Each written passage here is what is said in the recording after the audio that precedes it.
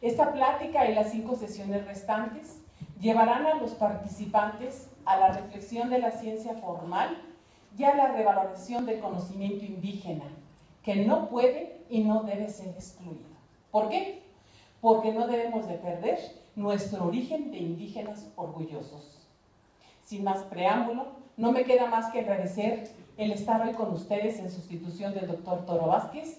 Estoy cierta de que él le hubiera encantado estar aquí, sin embargo sus actividades lo obligaron a cumplir en este momento en otro lugar. ¿Por qué? Porque la temática es interesante, apasionante y sobre todo esta que va a ser tratada en la primera sesión. Para finalizar estas palabras, que fueron muy breves, les voy a pedir que procedamos a la inauguración formal de este evento, ¿sí? Por lo que les pido ponernos de pie.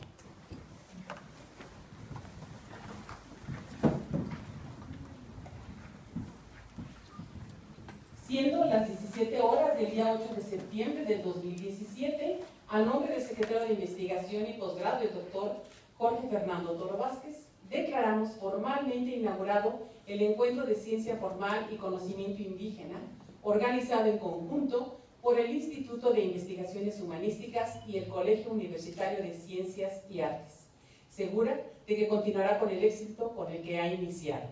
Muchísimas felicidades y enhorabuena a todos. Gracias.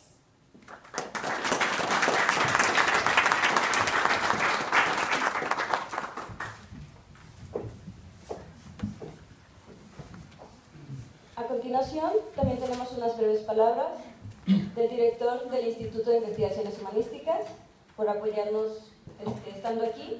Le pido al maestro Abraham Sánchez Flores si pasa a dar unas breves pláticas.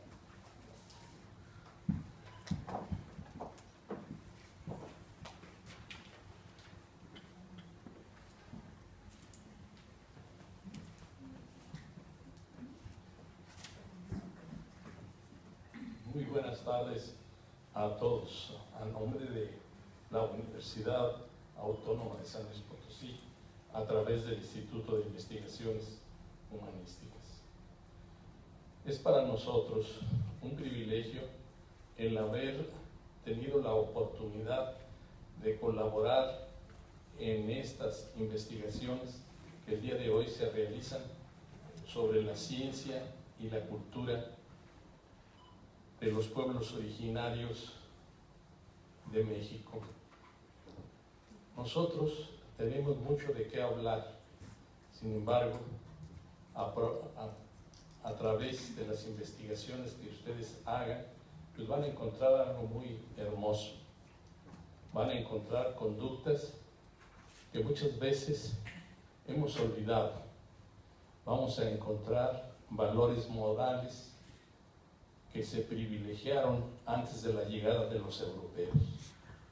Y todo esto gracias a la enjundia, al empeño que el colegio y miembros del Instituto de Investigaciones Humanísticas están llevando a cabo. Hace unos minutos estaba en el hábitat y ahí surgieron una serie de preguntas que no estaban relacionadas con este acto y sin embargo estaban relacionadas con los pueblos originarios de América. Y había una persona que decía: oye, hubo mujeres traidoras aquí en México, ¿como cuál? Pues la que se casó con Hernán Cortés. Y mostraban un desconocimiento al respecto, ¿verdad? Ella nunca traicionó a su pueblo, al contrario, ella fue una persona que ayudó a los tlaxcaltecas. Y así como ese error histórico y muchos otros que seguimos día con día repitiendo, nos encontramos con cosas que denigran a los pueblos originarios de América. Y debe ser al contrario. Pero muchas de las veces veo que cuando se denigra a los pueblos originarios es porque no tenemos conciencia porque no hemos conocido verdaderamente la historia. El capítulo en donde estaba hace un momento se dedicaba a la cinematografía y acordaban cómo es que en las películas mexicanas se denigraba por completo a miembros de los pueblos originarios. Y hubo uno ahí que quisiera imitar, que decía: Virgencita, ya estoy aquí, ya me andaba por venir a mirar tus ojos. Esa parodia verdaderamente es indignante, porque debemos de recordar el orgullo que las personas que manejaban la palabra en los pueblos originarios tenían, recordando el episodio del encuentro de Hernán Cortés con el que lleva la palabra azteca, que se acercaba y quería tomarle de la mano, y las personas que rodeaban al representante detuvieron a Cortés y le dijeron: no, tú no puedes ni siquiera tocarlo, se te permite acercarte. Y como ese, muchos otros episodios en donde se ha denigrado y se sigue denigrando a los pueblos autóctonos, que debemos de buscar la manera de recuperar. En muchas ocasiones no encontramos nada escrito, pero en español, pero mucho de eso está escrito en los monumentos que ellos construyeron. Mucho de eso está en la memoria de los pueblos, y hay que recuperar esa memoria buscando las leyendas de los ancestros.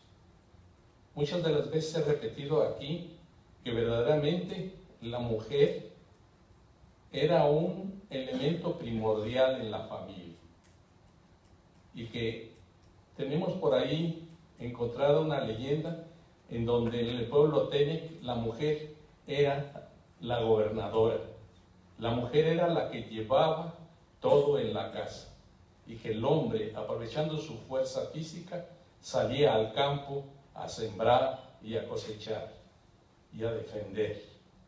Pues todo esto, que no es más que un puntito de lo que van a encontrar en sus investigaciones culturales, lo sabremos gracias a las investigaciones que se están llevando a cabo. Y debemos recordar que con orgullo tenemos ancestros que fueron muy valiosos, que en la ciencia se distinguieron en la astronomía, que en la ciencia se distinguieron en la agricultura. Vemos cómo todavía algunas tradiciones les dicen a las personas cuánto cortar un árbol, cómo al cortarlo deben de volver otra vez a sembrar algunos otros que les sustituyan. En fin, pues les agradezco a ustedes su presencia, y seguramente que los investigadores nos van a enriquecer con sus hallazgos, ya que ellos están aquí para compartir sus conocimientos. Muchas gracias y me felicito por estar aquí con ustedes el día de hoy para escuchar dos intervenciones muy valiosas respecto de lo que se dijo hace un momento, de la medicina. Pero no es nada más la medicina lo que se está buscando aquí. Recordemos la poesía de Nezahualcóyotl, en donde se habla de algo que el cristianismo también apuntó.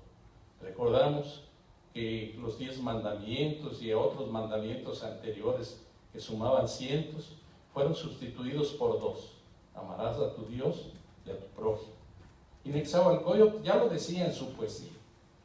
Él hablaba del respeto, del amor que debemos de tener a nuestros prójimos. Gracias por su atención.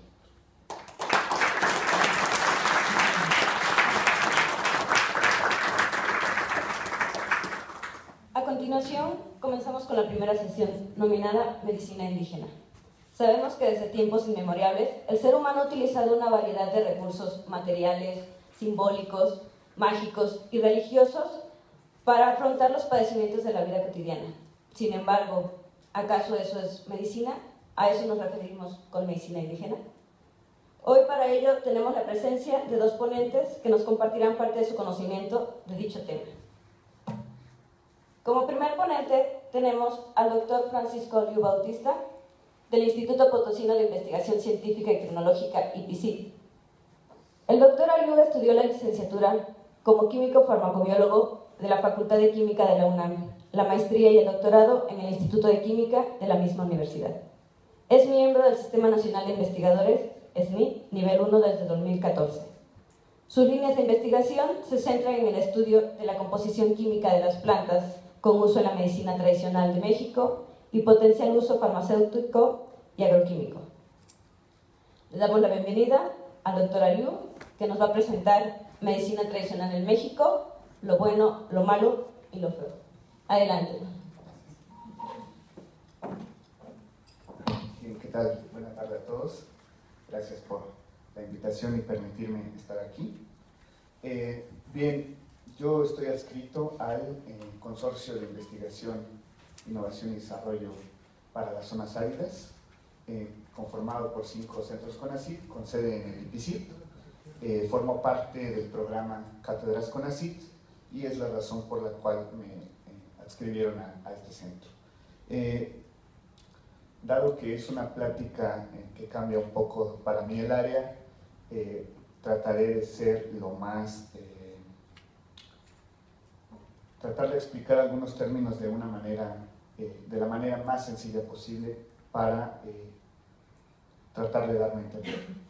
Bien, empezaré con algunas definiciones. La primera de ellas es qué es un producto natural, dado que es mi área de especialidad, y de acuerdo a una filial del Instituto Nacional de Salud de Estados Unidos, bueno, un producto natural se define como una sustancia o mezcla de sustancias producidas por cualquier organismo, ya sea micro o macroscópico. Eso contempla bacterias, hongos, algas microscópicas, componentes marinos, flores, hongos macroscópicos, algunas cactáceas, insectos y animales.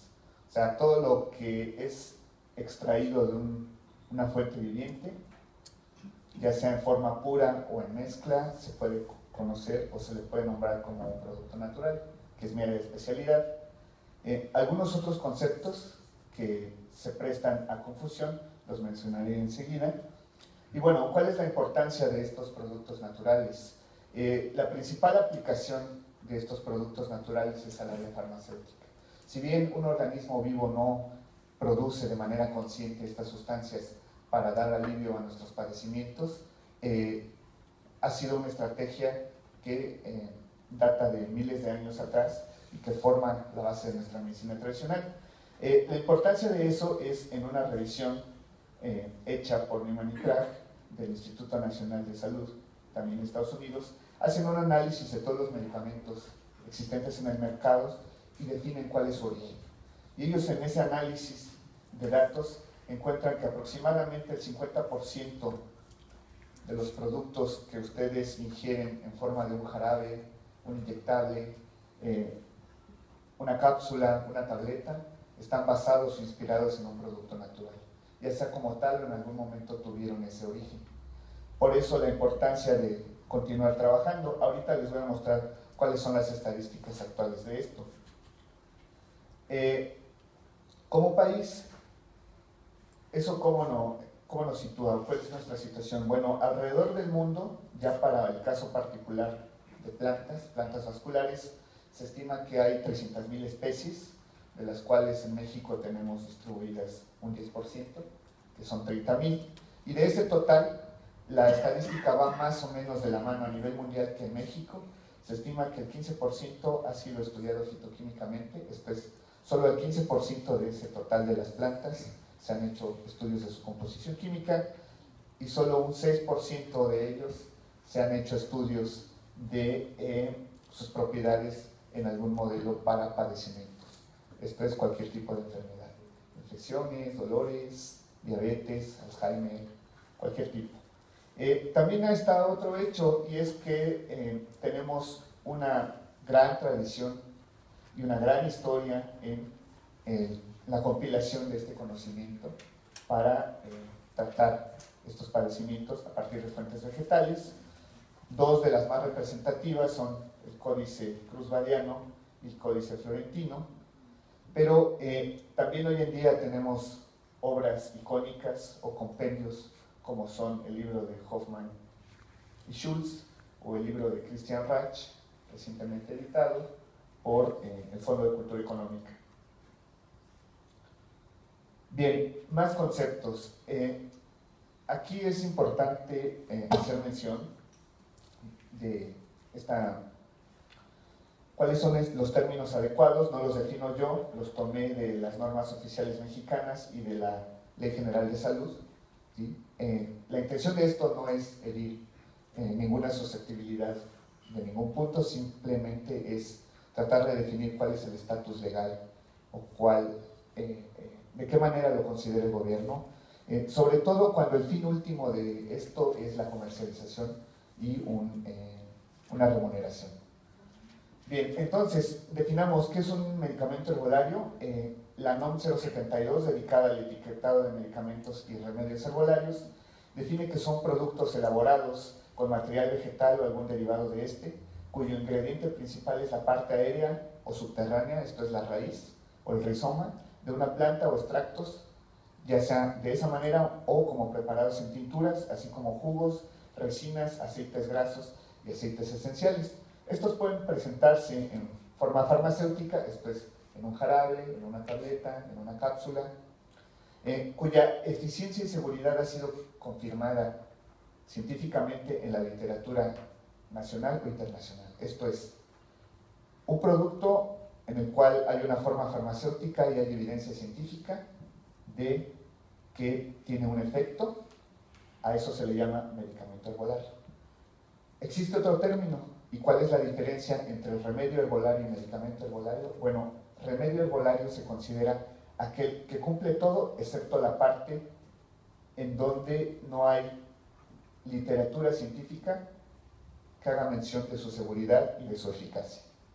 Esa es la única variante entre un remedio herbolario y un medicamento herbolario, estipulado, vuelvo a mencionarlo, en la Ley General de Salud y en las normas oficiales mexicanas. Ahora, ¿qué es un suplemento alimenticio? Un suplemento alimenticio se entiende como un producto a base de hierbas, extractos vegetales, alimentos tradicionales, deshidratados o concentrados de frutas, adicionados o no de vitaminas y minerales que pueden ser presentados en una forma farmacéutica. Esto es, también pueden venderse como cápsulas, como tabletas, como un jarabe, etc. Y cuya finalidad de uso es incrementar la ingesta dietética total, complementarla o suplir alguno de sus componentes. ¿Por qué decidí incluir estos términos en la presentación? La razón de ello es porque hay una gran confusión y muchas veces las personas que se dedican a maquilar, a procesar, a vender este tipo de productos hacen uso de huecos legales para vender estos productos, ¿sí? Al final voy a abordar esta parte y qué es con lo que desde mi particular punto de vista muchos deberíamos de tener cuidado, y quien está interesado en explotar este tema deberíamos de tratar de hacerlo de una forma adecuada para no afectar de alguna manera la salud de algunas personas. También voy a mencionar casos o poner ejemplos de por qué digo esto. Bien, entonces la presentación se enfoca básicamente en algunos casos de éxito, que sería lo bueno. Esto es la aportación de algunos compuestos obtenidos de la flora nacional para el desarrollo de fármacos, de sustancias que están o que están próximas a ser expedidas o a salir al mercado como un producto farmacéutico. La otra de ellas, que sería lo malo, son algunas cuestiones que hay que tomar en cuenta antes de usar un producto herbolario maquilado por una empresa de la cual no conocemos su origen, ¿sí? Y puse la frase que no todo remedio herbolario trae un efecto benéfico para la salud, hay que tener cuidado con eso. Y finalmente, lo feo de esto es que, bueno, el uso y el aprovechamiento de huecos legales para comercializar preparados herbolarios como productos milagro, ¿sí? Entonces, una vez en este contexto, haré mención de casos de éxito Bueno, el primero de ellos y el más representativo, tal vez antiguo, es el desarrollo de la industria de los anticonceptivos. Esto no es muy conocido, no es muy sabido, pero es un caso icónico para la ciencia mexicana, particularmente para la química, y es la historia del barbasco mexicano, con la planta Dioscorea composita. Si bien esta planta no tiene uso en la medicina tradicional, tiene un uso para los pescadores de algunas zonas de Veracruz y Tabasco.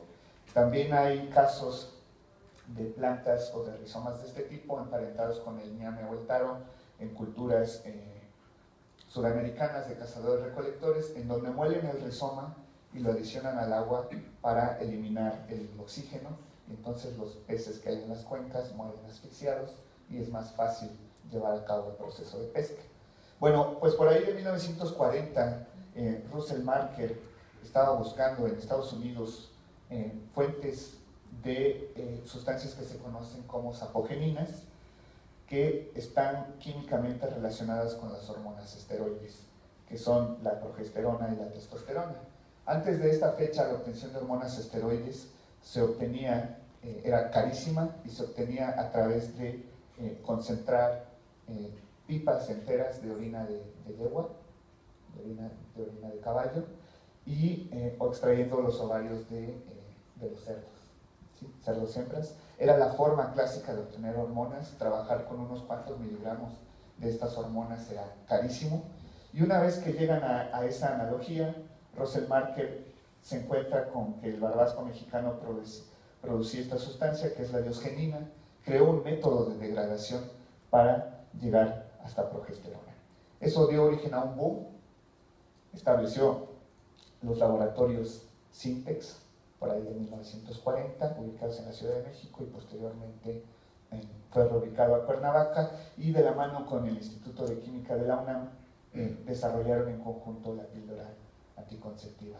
Algo que, bueno, muchos años después da origen a lo que algunos jóvenes aquí podrán conocer como el Jasmine 24/4 o el famoso Post-Date, que son mezclas de hormonas esteroides. Entonces, para no hacer más larga esta historia, de hecho, todo ello da para una plática de 1 hora o más aproximadamente. La píldora anticonceptiva se desarrolla en conjunto con investigadores mexicanos del Instituto de Química y con investigadores extranjeros. Pero toda la investigación se llevó a cabo y se realizó aquí en México. ¿Sí?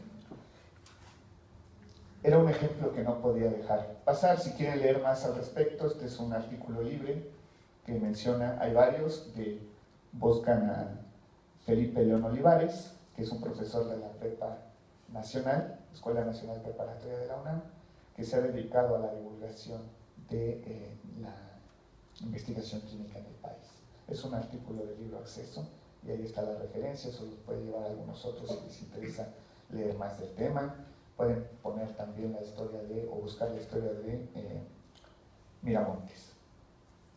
Bien, otro ejemplo significativo, y dado que muchas personas o muchos jóvenes hoy en día, una parte atractiva de la medicina tradicional son los psicotrópicos, porque también hay una amplia tradición en el uso y en la difusión de los psicotrópicos por nuestras culturas mesoamericanas. Un ejemplo representativo de ello es salvia divinorum. Esta planta se conoce como menta mágica, hierba de la pastora, mosca pastora, y es usada en la medicina tradicional de Oaxaca, ¿sí? De los mazatecos. Una representante icónica de esa cultura pues es María Sabina, y hay investigadores que suponen que este es el famoso Pipiltzintzintli, el sustituto del Teonanácatl, que es cuando no había hongos alucinógenos, se empleaba como sustituto por los aztecas. Es una planta que se ubica entre los límites de Oaxaca y Veracruz, en la Sierra Mazateca, del cual una vez que Gordon Wasson llega por ahí de finales de los 60 a la Sierra Mazateca en busca de estos alucinógenos, encuentra los hongos, también se encuentra con una planta de este tipo. ¿Sí? Ahí se da a conocer, por ahí de finales de los 70 se describe la planta como una especie nueva, no había sido conocida o descrita botánica ni taxonómicamente, y no es sino hasta 1982 que el doctor Alfredo Ortega, también del Instituto de Química de la UNAM, fue mi profesor de maestría y doctorado, me formé con él, da a conocer esta sustancia, la salvinorina A, que es una sustancia igual de potente, con efectos completamente distintos a los del LSD, y es conocida hoy en día como una de las sustancias alucinógenas más potentes que existen en la actualidad.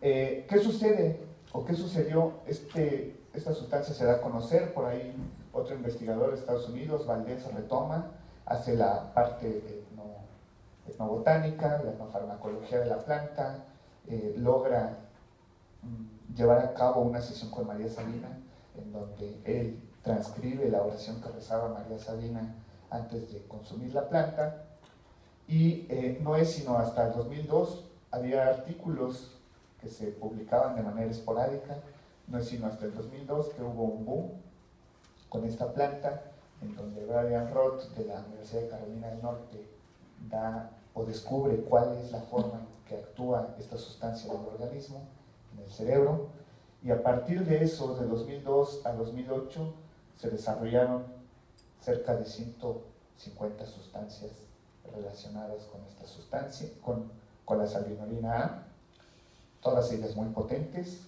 algunas otras no tanto, hay patentes, esto está protegido, y la historia de esta sustancia es que hoy en día está en estudios clínicos en Estados Unidos por la FDA, que es el organismo que se encarga de regular la aceptación o la aprobación de la libre venta de fármacos al mercado.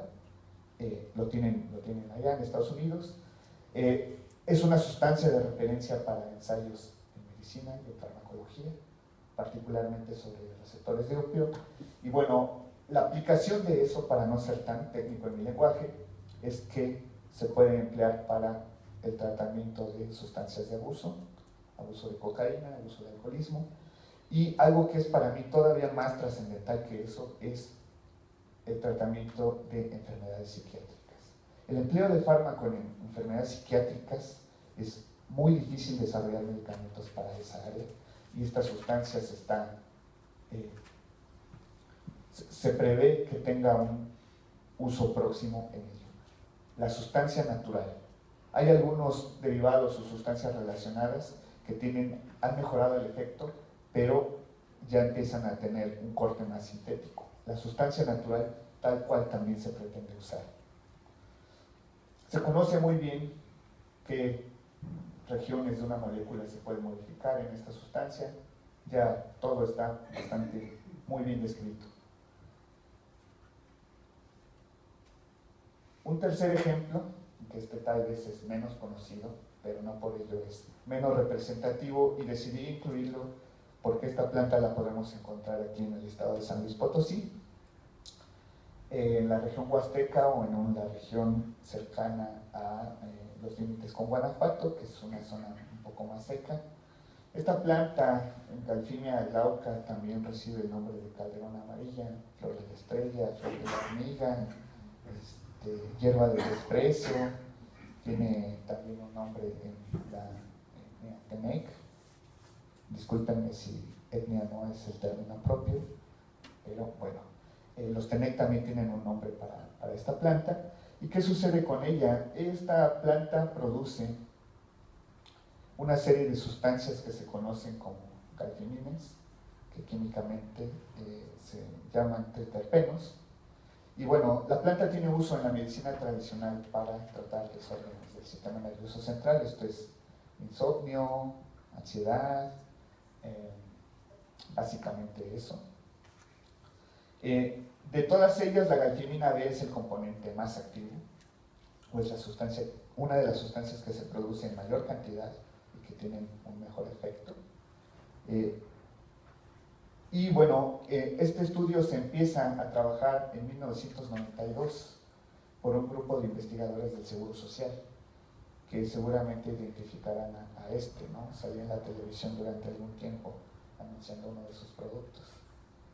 Es una de las personas que han tenido éxito. con el QG5, que también incluí aquí. Y bueno, esta sustancia se han hecho también derivados semisintéticos, químicos, tratando de mejorar su actividad. Y no es sino hasta 2007 que logran hacer un ensayo clínico en humanos con un preparado. Esto es, trabajaron la planta, le hicieron una serie de estudios químicos, le hicieron una serie de estudios con animales de laboratorio, que es generalmente la secuencia que se sigue para el desarrollo de estas sustancias, y después se prueba en humanos en un hospital, ante un comité de ética y demás, en donde demuestran en 2007 que la sustancia presenta la misma eficacia que el lorazepam, a prácticamente la misma concentración. La formulación del lorazepam es de 1 miligramo, a esta la estandarizan para 1 miligramo de galfimina D, solo que es obtuvieron un concentrado de lo que una persona podría tomarle la planta en un té. ¿Sí?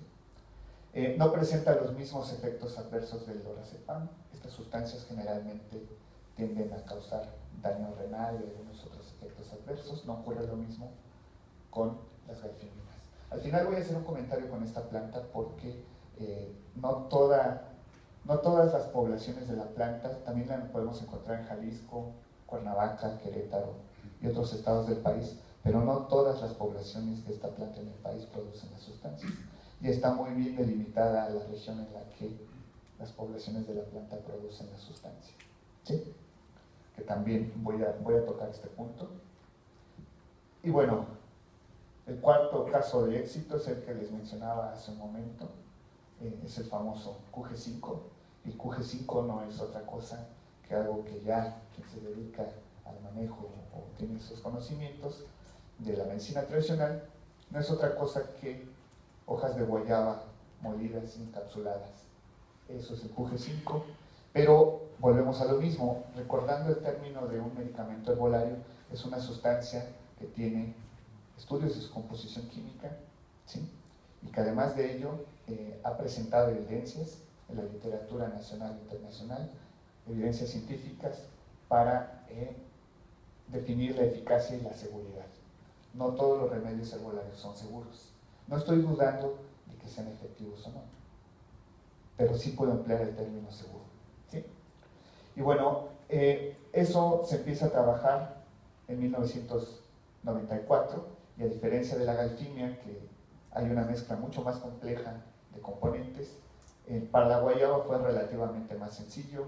Produce una serie de sustancias que se conocen como glucósidos de quercetina. Esta es la quercetina, la estructura de la quercetina, y aquí solo cambia el tipo de azúcar que tiene pegado. Produce 5 de ellos, por eso se llama QG5, 5 glucósidos de quercetina. Esa es la razón del nombre comercial. Y aquí podemos ver los principales componentes, 1, 2, 3, 4, 5, ¿sí?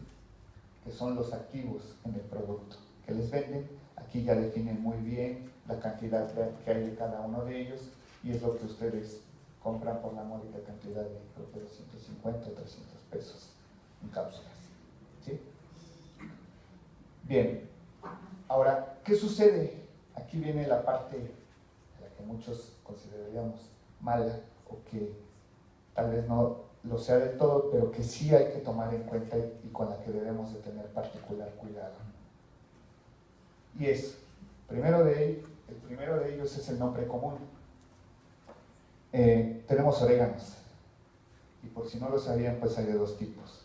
Tenemos a Origanum vulgari, que es el orégano europeo, y tenemos a Lipia graveolens, que es el orégano mexicano, y es el que crece en el desierto en estas regiones. Dígame. Hay un Lipia renalii. También, ok, bueno, solo puse dos ejemplos para ejemplificar e ilustrar esta parte. Bien, tenemos plantas que en nuestra medicina tradicional reciben un nombre común, pero que pueden ser, de hecho, especies de géneros completamente distintos. No necesariamente tiene que ser el mismo. Otro ejemplo de ellos, aquí son plantas del mismo género científico, o los taxónomos las agrupan aquí, de esta manera, y tenemos a Valeriana edulis, que es la valeriana mexicana. de esa época, tiene mejores propiedades, tiene un mejor efecto en el sistema nervioso central, pero también está valeriana officinalis, que tiene una menor cantidad de la sustancia activa y es la que habitualmente se comercializa. Otro caso de ellos son las árnicas. Tenemos también la árnica mexicana, que se conoce como heterotequinoloides, y tenemos árnica montana, que es una planta de otro género, y esta tiene un origen y una distribución en Europa. Otro caso de ellos, por ejemplo, también son las escamoneas, que son purgantes empleados en la medicina tradicional. Tenemos a Convolvulus escamonea, que es la escamonea europea, pero el equivalente nacional es Hipomea oryzalensis, o escamonea mexicana. Son plantas que, si bien no son del mismo género, pertenecen a la misma familia, que es la familia de las convolvulaceas. Entonces hay que tener en cuenta eso. Cuando uno va al mercado y compra una planta y pides árnica, pues hay que tener presente que no sabes qué tipo de árnica te van a dar, a menos que tengas un poco de conocimientos en botánica o biología, y peor aún si lo compras en una bolsita y el material vegetal ya viene molido, no sabes qué tipo de árnica te van a dar. Y eso es solo por ejemplificar esto, pero por ejemplo hay plantas, el caso de la chía, son cerca de 18 especies en todo el país. Ustedes van a un centro comercial, el del Pelícano, y en ese centro les venden una chía de color blanco, y después van al centro comercial de los americanos, de los estadounidenses, y ahí les venden otro tipo de chía. Todos dicen que es sal hispánica, pero no hay un control de calidad. Y si van a la central de abastos y compran un kilo a granel, tampoco van a saber qué especie es. Entonces hay que tener cuidado con todo eso. Bien, el segundo punto a tomar en cuenta es que lo que les comentaba, no todo es bueno. Y un ejemplo bastante representativo de esto es el ejemplo de Tanacetum parthenium, que se conoce como Santa María o manzanilla grande. ¿Sí? Si bien esta es una planta de origen europeo, también se ha adaptado a México y aquí se puede cultivar. Bueno, pues resulta que esta planta tiene una sustancia que se llama partenólida. ¿Y qué ocurre con la partenólida? La partenólida es una sustancia citotóxica. Citotóxica, esto es, mata células de su cuerpo. Un agente citotóxico es lo que se busca o lo que buscan los oncólogos para el tratamiento del cáncer. Un agente citotóxico es una sustancia que puede ser potencialmente empleada para el tratamiento del cáncer. El problema de las quimioterapias es que matan por igual células cancerosas y células normales. Generalmente matan primordialmente a las células normales y las células cancerosas son más resistentes. Es también otro de los problemas en el tratamiento del cáncer y otro de los problemas para el caso de la quimioterapia. El cáncer es una enfermedad, es una mezcla de enfermedades bastante compleja. Pues resulta que la partenólida está bajo la lupa por su potencial uso para el tratamiento del cáncer. También ya hay estudios en humanos para esta sustancia. ¿Qué sucede?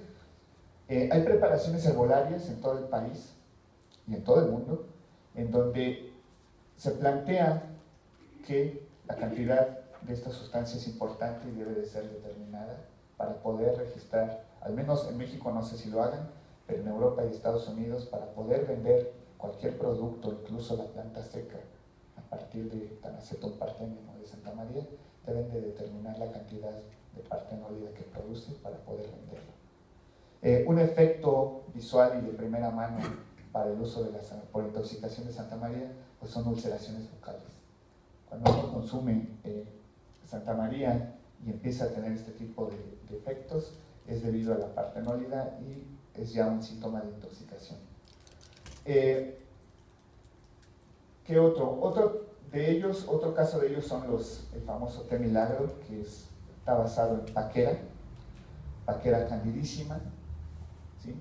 Aquí omití, o me faltó poner el nombre común de esta planta, pero bueno, estas son las presentaciones que pueden encontrar en el mercado, sobre todo en la Ciudad de México. Esto lo describe un grupo de la Facultad de Química de la UNAM. Y el caso particular de esta sustancia es que si bien tiene compuestos que se conocen como elemofilanos, que son los que tienen actividad antiinflamatoria, contra el dolor y los responsables de las propiedades que se les atribuyen a estos 3 milagros, también pueden producir otras sustancias que se conocen como alcaloides perrolisilínicos, y estas sustancias son hepatotóxicas. ¿A qué me refiero con hepatotóxicas? Dañan su hígado. ¿Sí? Entonces, no todo lo que uno puede encontrar en un remedio herbolario es bueno para la salud. Hay que tener cuidado en esos casos. Aquí podemos tener de dos: que una planta produzca una serie de sustancias o un tipo de sustancias que efectivamente les dan un efecto benéfico, pero de la misma manera simultánea la planta puede producir sustancias que tienen efectos nocivos para la salud. ¿Sí? Es algo que debemos de tomar en cuenta. Otro caso pues es la taxonomía, lo que ya les comentaba. Hace rato les mencioné a la escamonea mexicana, que es Hipomea oryzabensis. Son plantas que dan una flor con forma de trompeta y son, comúnmente las conocemos como enredaderas. Pues resulta que este es purgante, se emplea el rizoma, el camote o la raíz de esta planta como sustancia purgante y es muy apreciada en Europa. Hay un grupo de alemanes que buscan importación. Hay un laboratorio dedicado a la producción de extractos, un laboratorio grande, cuyo dueño es Ebrard, el apellido Ebrard, no voy a decir la marca del laboratorio. Pues resulta que estas plantas están emparentadas con esto, que es el famoso Ololiuqui, o una de las variantes del Ololiuqui, ¿sí? O las semillas de la Virgen, que les llaman por ahí, que está descrito en el mural de Tepantitla, en Teotihuacán, lugar de donde, vale la pena comentarlo, yo soy originario de allá, ahí nací, ahí vivo los fines de semana. Encontramos, y bueno, la interpretación de este mural es a uno de los sacerdotes de esta civilización levantando una planta de Ololiuqui en donde los extremos se ven aves que llegan a las flores, tal vez colibrís. Quien ha interpretado este mural considera que esas aves o esos pájaros míticos se veían como producto de las alucinaciones que producen las semillas del Ololiuqui. Y bueno, resulta que está descrito en la medicina tradicional que ese Ololiuqui o las semillas de Turbina corimbosa o de Hipomea violácea producen alcaloides. Pues resulta que también Hipomea oryzabensis en sus semillas y algunas otras hipomeas contienen este tipo de sustancias alucinógenas. ¿Sí? Hay plantas que entre un género y otro producen las mismas sustancias y hay plantas con las que no ocurre eso. Aquí hay que tener particular cuidado. ¿Sí?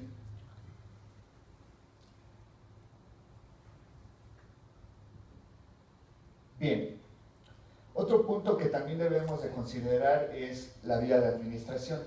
Si bien muchas veces el conocimiento tradicional nos dice que debemos usar una planta de tal o cual manera, ya sea a través de infusión, haciendo una pasta con las hojas y aplicarla en una herida, en una cortada, algún tipo de afección en la piel. Y el efecto es notorio cuando usamos este tipo de preparados. Hay que tener cuidado, porque si cambiamos la vía de administración de vía tópica a vía oral, ¿qué pasa si, por ejemplo, el duraznillo que se emplea de vía tópica, o los toloaches de vía tópica, el chicalote, que también se emplea por vía tópica, preparamos una infusión o un té y lo ingerimos? Lo que ocurre es que corremos el riesgo de una intoxicación. Bueno, en el mejor de los casos, un buen viaje, y en el peor de ellos, la vida, ¿no? Morimos por intoxicación. ¿Qué sucede con el caso de la higuerilla, que está propuesta como una fuente de aceites para generar bioturbocina? Hay un proyecto aquí en el EPICI de eso. Pues resulta que el aceite de Ricinus communis, efectivamente se puede emplear como bioturbocina, pero las semillas de esta planta también producen una sustancia que se conoce como ricina. Y esa sustancia, la resina, es una proteína, que es una de las sustancias más tóxicas que existe. Y con una mínima cantidad de resina una persona puede perder la vida.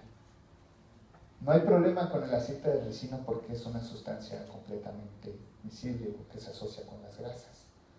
Y la resina está del otro lado, se asocia con el agua. Pero es un factor a tomar en cuenta, ¿sí? Hay una serie de producción que es icónica de los últimos 7 u 8 años para acá, entre los químicos, que tiene su variante colombianizada, que es Breaking Bad, en donde hacen énfasis del uso de la resina como veneno. Y bueno, otro caso importante pues es, aquí pongo al colorín, que son árboles del género Erythrina. ¿Qué sucede con los colorines? Pues resulta que las flores de estos árboles se emplean para preparar platillos en la zona de Veracruz y Tabasco. Son comestibles, solo las flores. Pero ¿qué sucede cuando nosotros tomamos un colorín? Bueno, pues resulta que los colorines, ya el fruto, el frijolito como tal, contiene una gran cantidad de alcaloides, que también, en el mejor de los casos, es un buen viaje, y en el peor de ellos, pierden la vida. ¿Sí? Entonces, aquí la vía de administración es importante, ¿sí? Y la parte a emplear de una planta, con ello también hay que tener cuidado, ¿sí? Bien, y un último punto a tomar en cuenta es el efecto medioambiental. Pongo como ejemplo a Salvia micrófila, que es una planta que trabajé durante algún tiempo en mis estudios de doctorado. Y bueno, para el efecto medioambiental tenemos 3 poblaciones. Puse el ejemplo de 3 poblaciones de esta planta, del mirto, en 3 poblaciones de diferentes estados, una de ellas en el Distrito Federal, otra de ellas en Hidalgo, y otra de ellas, no recuerdo si es también en Morelos. Y resulta que, por ejemplo, en azul tenemos una sustancia que produce esta población. En rojo, 2 sustancias que produce la población del Distrito Federal. Y en negro, estas 2 sustancias las comparten o las producen la planta que crece en Hidalgo, cerca de la Huasteca hidalguense, y la planta del Distrito Federal. Pero hay un punto intermedio, que es en la carretera a Cuernavaca, en donde cambia el tipo de clima y vegetación, o tal vez el tipo de suelo, en donde al estudiar esta población me encontré que tenía una composición completamente distinta. Eso es otro factor que uno debe de tomar en cuenta cuando trabaja con plantas o cuando va a ingerir un remedio herbolario. Hay plantas que tienen un patrón de producción de compuestos químicos homogéneo. Esto es, por ejemplo, las solanáceas, las daturas, los toloachis. En toloachis la composición química es prácticamente la misma en todo el mundo.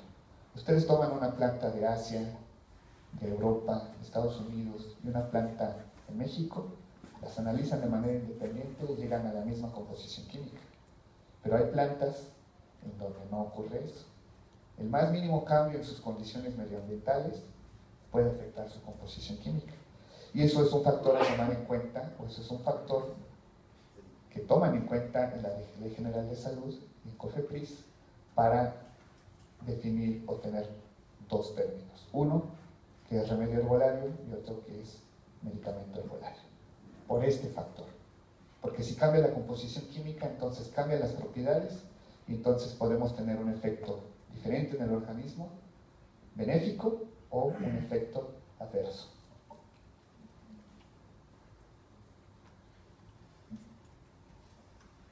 Y bueno, la parte fea de esto, que sería el eslogan o la frase que se emplea en el etiquetado de suplementos alimenticios. Y que dice así: el consumo de este producto es responsabilidad de quien lo recomienda y de quien lo usa. Y esto es cierto porque al venir esa leyenda en el marbete de un producto, ¿sí?, quien hace y quien vende ese producto se está deslindando de cualquier responsabilidad legal en caso de que ustedes al consumirlo tengan un efecto adverso o pierdan la vida. Y es lo que muchas veces las personas no toman en cuenta cuando compran y hacen uso de este tipo de productos. Ese es uno de los detalles. ¿Y por qué? Porque si ustedes leen el marbete de estos productos, generalmente no contiene información del fabricante. Y me refiero a dirección, teléfono y razón social. Un RFC que sea válido ante el SAT, ante la Secretaría de Hacienda, una dirección, un teléfono en donde si ustedes se toman el tiempo de llamar, va a haber una persona que los atienda o un call center para quejas. No existe nada de eso con este tipo de productos. Y la otra es que generalmente carecen de un control de calidad, y por control de calidad me refiero a análisis químicos. Incluso muchas veces quien vende, se dedica a vender este tipo de productos, puede hacerlo en casa sin mayor problema, comprar material vegetal o incluso un extracto preparado sin conocer su origen. Vuelvo a lo mismo. Durante el postdoctorado me encontré con el análisis químico de un extracto de un laboratorio que no voy a mencionar, en donde me decía que era un preparado para una planta. Hice el análisis y resultaba que la adulteraban con extracto de otra planta, del mismo género. Ambas eran hipomeas, pero uno decía que debía ser hipomea de un género y no era así, lo adulteraban. Y es un laboratorio que incluso exporta extractos a nivel mundial, ¿sí? Entonces hay que tener cuidado con eso. Y bueno, como conclusión personal, comparto con ustedes que para mí hacer uso de este conocimiento es seguro solo cuando se trata de un medicamento herbolario. Esto es, tiene un registro COFEPRIS, ustedes lo pueden consultar, y o cuando se puede hacer uso de material vegetal de primera mano y por conocimiento personal y o recomendación de una persona de su entera confianza. Esto es, si ustedes confían, bueno, yo confío en mi abuelita, que me decía, hijo, tienes tos, ve y tómate un té de gordolobo. Ok, vas al monte, crece de manera silvestre el gordolobo, íbamos, lo cortábamos, y entonces teníamos el material vegetal de primera mano. Creo que en esos casos, y por recomendación de alguien de mi entera confianza, podría tomar ese té, porque conozco el material vegetal.